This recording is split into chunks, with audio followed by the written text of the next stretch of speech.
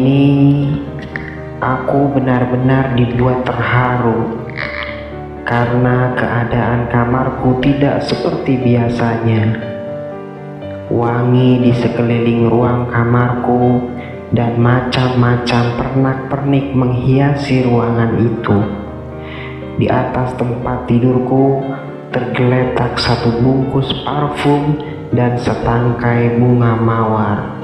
Dan ada kartu ucapan berwarna coklat tua yang bertuliskan "Selamat ulang tahun cinta pertama".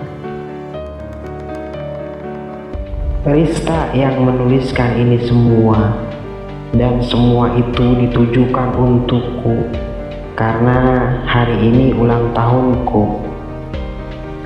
Rista adalah pacar pertamaku sekaligus tunanganku.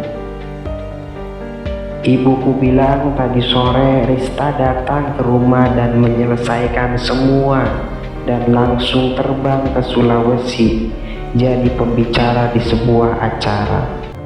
Sekarang HP-nya tidak aktif. Padahal aku ingin mengucapkan terima kasih, tapi ya sudahlah, aku menyimpan bunga mawar itu di meja belajar. Kemudian aku ke kamar mandi untuk mencuci muka dan menggosok gigi. Setelah tempat tidurku buat nyaman, aku pun tidur. Tapi kok sepertinya aku mendengar suara air dari keran. Seingatku, tadi tidak menyalakan keran di kamar mandi. Aku pun turun dari tempat tidur dan melangkah ke kamar mandi. Ternyata keran air memang terbuka dan air keluar deras ke bak mandi. Aku menutup keran dan kembali ke tempat tidur. Tidurku sedikit terganggu karena tiba-tiba suara air keran terdengar lagi. Karena telah lelah, aku mencoba untuk tidak memperdulikannya dan melanjutkan tidurku kembali. Suara air keran itu terdengar semakin keras dan jelas. Suaranya sangat menggangguku. Dengan kesal aku melempar bantal guling dari tempat tidurku. Tiba-tiba suara air keran tersebut berhenti. Aneh.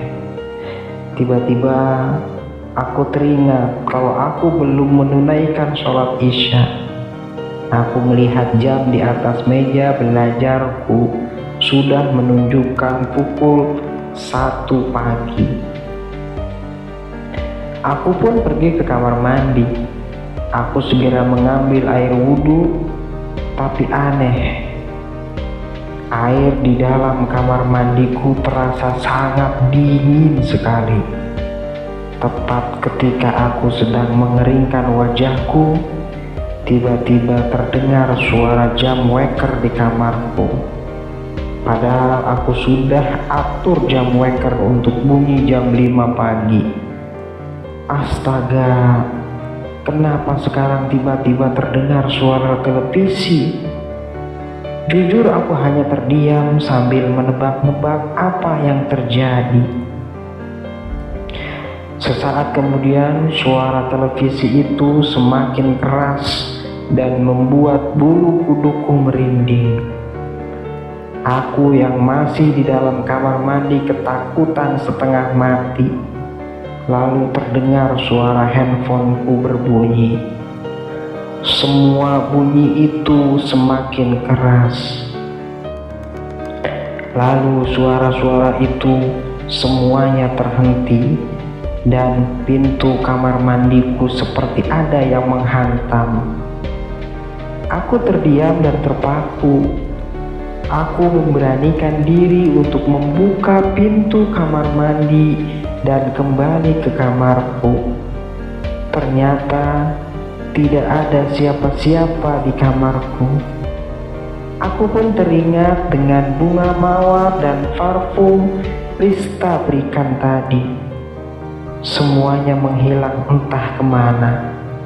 Tiba-tiba terdengar suara seorang wanita menangis.